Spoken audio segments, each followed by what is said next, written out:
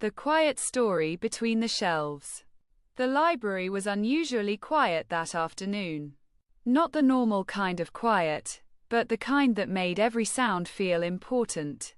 The turning of a page, the soft tap of footsteps, the slow ticking of the clock above the entrance.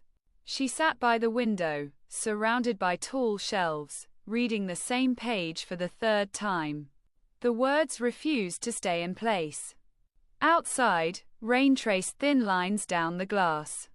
A few aisles away, he searched for a book he wasn't sure existed.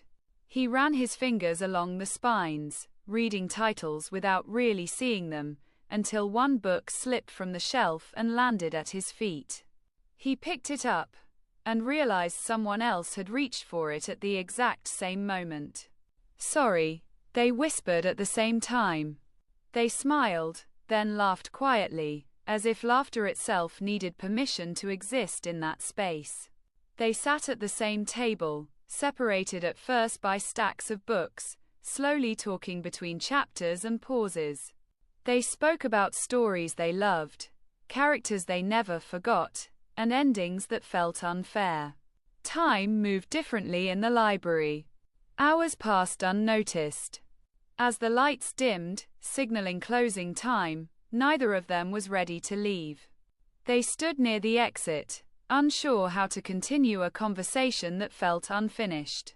She finally said, "I come here every Thursday." He nodded. "Then I guess he'll start liking Thursdays." They never exchanged numbers. They didn't need to. Every Thursday after that, they met between the same shelves. Sometimes they talked. Sometimes they didn't. Sometimes they just read, sharing silence like a secret. And one Thursday, he didn't come. The chair across from her stayed empty. So did the following week. And the one after that. Years later, she would still visit that library. Still sit by the window. Still glance at the aisle where a book once fell to the floor. Because some stories don't need endings. They just need a place where they once existed.